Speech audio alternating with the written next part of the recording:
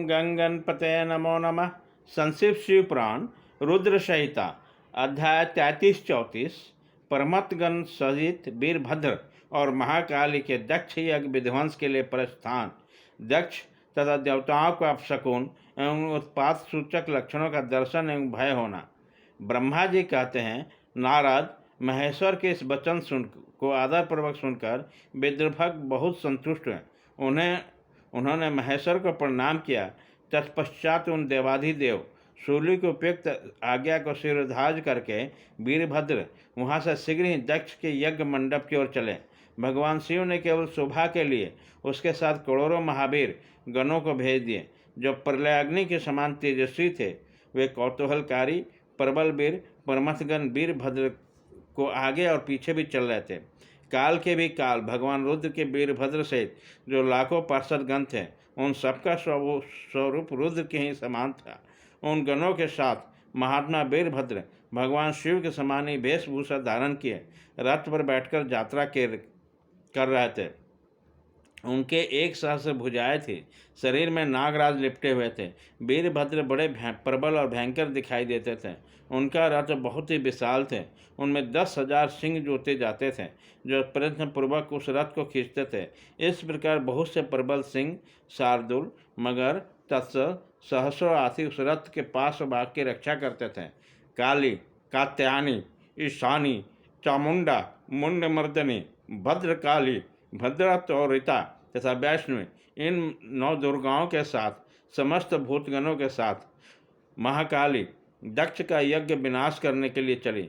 डाकिनी, शाकिनी, भूत, परमत, गुहक, कुष्मांड, परपट, चटक, ब्रह्मराक्षस, भैरव तथा क्षेत्रपाल आदि ये सभी वीर भगवान शिव की आज्ञा का पालन एवं दक्ष के यज्ञ का विनाश करने के लिए तुरंत चल दिए। इनके सभा 64 गणों के साथ जोगनियों का मंडल भी सहसा कुपित हो दक्ष यज्ञ का विनाश करने के लिए वहां से प्रस्थित हुआ। इस प्रकार कोटि कोटि गण एवं विभिन्न प्रकार के गणाधीश वीरभद्र के साथ चले। उसी समय भैरियों के गंभीर ध्वनि होने लगे। नाना प्रकार के शब्दों को करने वाले शंख बज उठे। भिन्न भिन्न प्रकार की सिंघें बजने लगी। महामुने सेना से वीरभद्र की यात्रा करते समय बहुत से शकुन होने लगे।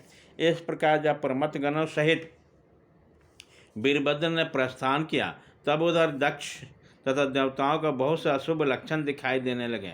देवर्षि यज्ञ विध्वंस की सूचना देने वाले त्रिविध उत्पात प्रकट होने लगे। दक्ष की बाईं आँख, बाईं भुजा, बाईं जांघ पड़कने लगी। बाईं अंगों का पड़कना सर्वथा अशुभ सूचक था और नाना प्रकार के कष्ट मिलने की सूचना दे रहा था। उसी समय जग की यज्ञशाला में धरती डोलने लगी। जग को दोपहर के समय दिन में अद्भुत तारे दिखाई देने लगे। दिशाएं मलिन हो गई। सूर्यमंडल चितकबरा दिखाई देने लगा।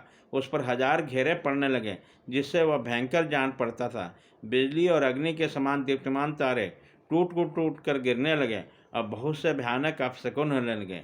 इसी बीच में वह आकाशवाणी प्रकट हुई, जो संपूर्ण देवताओं और विशेषतः दक्ष को अपनी बात सुनाने लगी। आकाशवाणी बोली, ओ दक्ष, आज तेरे जन्म का धिक्कार है। तुम महामूढ़ और पापात्मा है। भगवान हर की ओर से आज तुझे महान दुख प्रकट प्राप्त होगा, जो किसी तरह टल नहीं सकता। अब यहाँ तेरा हाहाकार भी नहीं सुनाई देगा। जो मूढ़ आदि देवता आदि तेरे जग में स्थित हैं, उनको भी महान दुख होगा, इसमें संशय नहीं है। ब्रह्मा जी कहते हैं, मुने आकाशवाणी की यह बात सुनकर पूर्वोक्त अशुभ सूचक लक्षणों को देखकर दक्ष तथा दूसरे देवताओं आदि को भी अत्यंत भय प्राप्त हुआ। उसी समय दक्ष मन ही मन अत्यंत व्याकुल हो कांपने लगे और अपने प्रभु लक्ष्मीपति भगवान विष्णु के शरण में गए। वह भय से अधीर हो बेसुध हो रहे थे। उन्होंने सौजन वत्सल देवादिदेव भगवान विष्णु को प्रणाम किया और उसकी स्तुति करके कहा। अध्याय 33-34।